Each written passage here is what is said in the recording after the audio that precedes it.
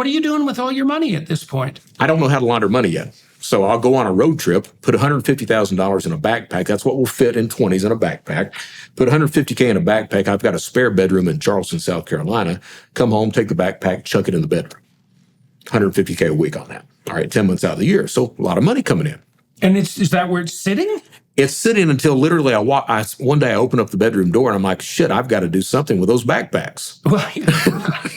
So at that point is when I start learning how to launder money. I had bank accounts in the United States, Canada, Mexico, Caymans, throughout Europe, and it finally ended up into Estonia, a bank called Bank Latico, is where most of the money ended up. All right. And how much money are we talking about at this point? How much do you manage to make? About $7 million total is what that was. All right.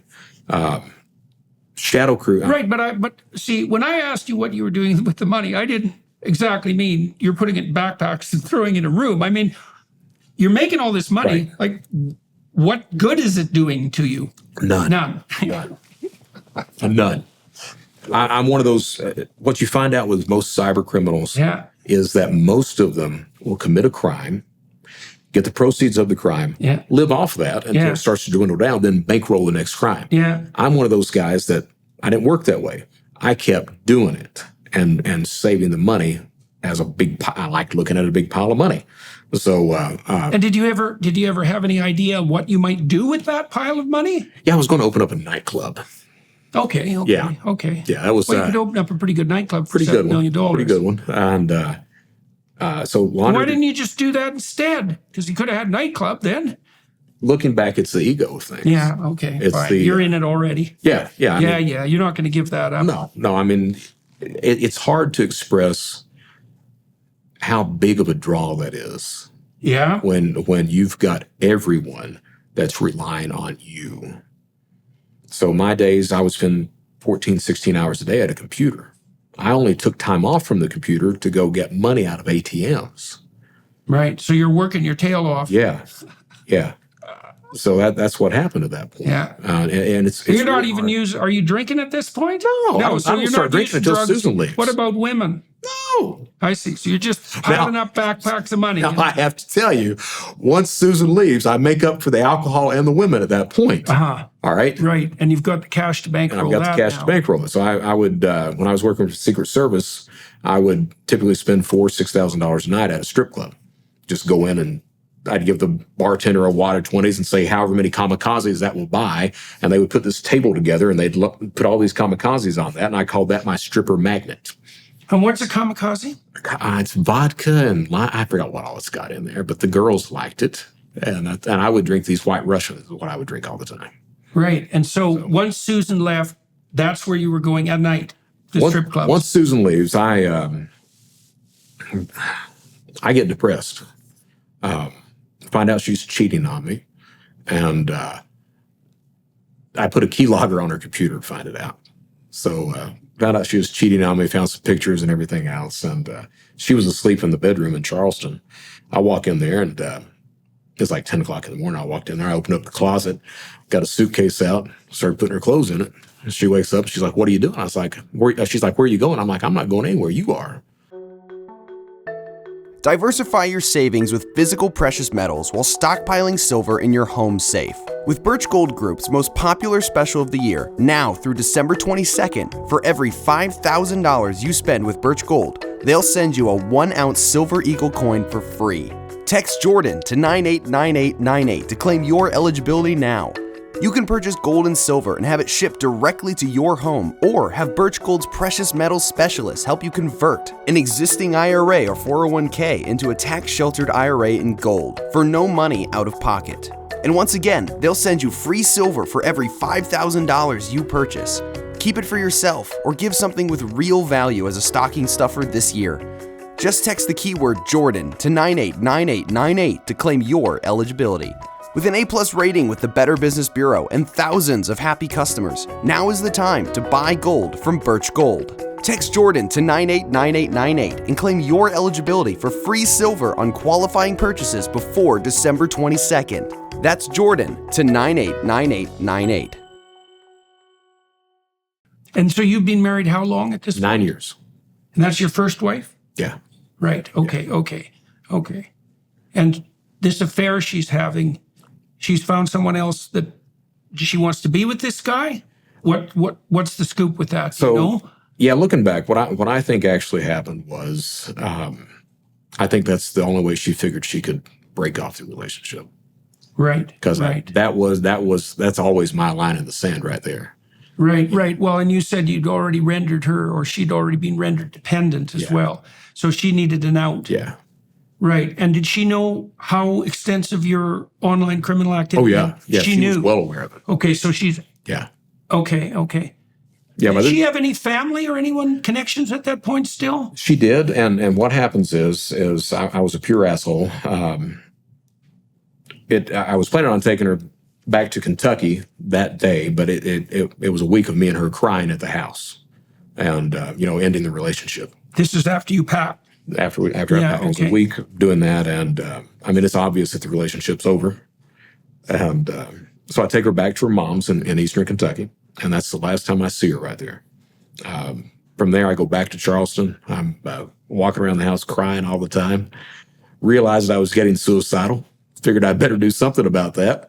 Picked up the phone book, went to psychology, went to criminal psychology, found one that said criminal psychology on there, called the psychologist crying. She tells me to come in, and I see her for about 4 months. And she was trying, I tell it in speeches, but she was trying to get me to stop breaking the law and go into real estate. And I kept telling her, is there a difference between the two? And what happens is one night I get lonely and horny. Had never been to a strip club before. I was like, tonight's the night I can get laid because I've got all this money too. Walk in, and I'm the guy that falls in love with the first one that he sees. Yeah. Oh, yeah. Yeah, she walks by. I'm like, that's the one for me.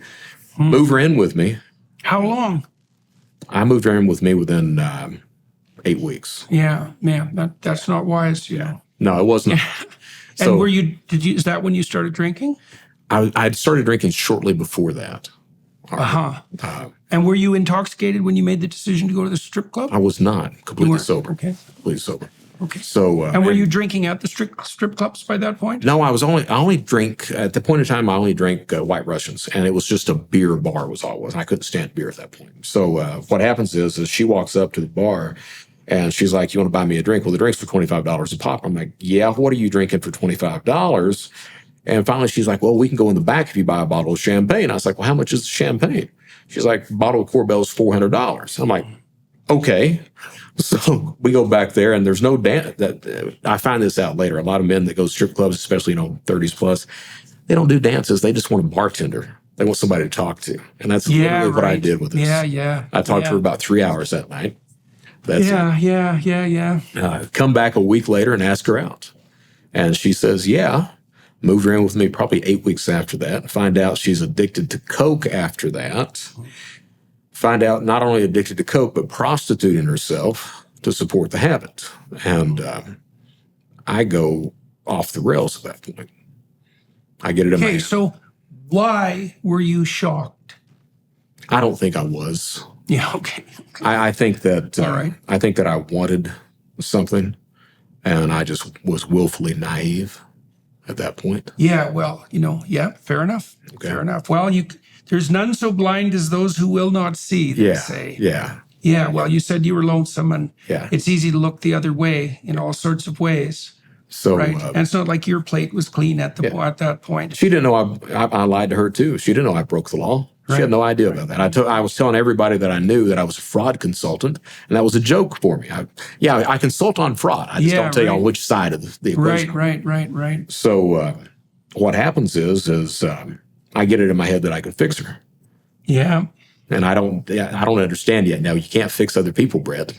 Hell, you can't fix yourself. Well, yeah, try yourself first and see how far you get with that. So I actually adopt this. I actually said it. I was like, what I'll do is I'll spend enough money on her that it'll keep her mind off drugs, no matter what it takes, because I've got that kind of bankroll. Well, I've sent most of my money over to Estonia. So I've got a bankroll at the house of maybe $200K. It's fine. All right. She's got very expensive tastes. At that point in time, my meals I'd eat at the house. I'd cook at the house. I didn't spend a lot of money on stuff. It became every single night $500,000 dinners. It became $2,500 purses every weekend, $1,000 Giuseppe Zanotti shoes every weekend. Quickly start dwindling down on funds at the same time that Shadow Crew gets busted. So Shadow Crew makes that front cover of Forbes, then gets busted 3-4 months later. When that happens, by the time that happens, I'm out of money. Elizabeth stopped using cocaine. Absolutely. She started to substitute it with alcohol at that point. But she stops using coke, and she gets this thing where she doesn't want me to be away from her. Well, when you're doing this type of cybercrime, you have to take road trips.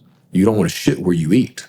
So you want to travel, because if they find out a central location for you, they're going to get you. So because Elizabeth didn't want me to leave any place, I can't take a road trip.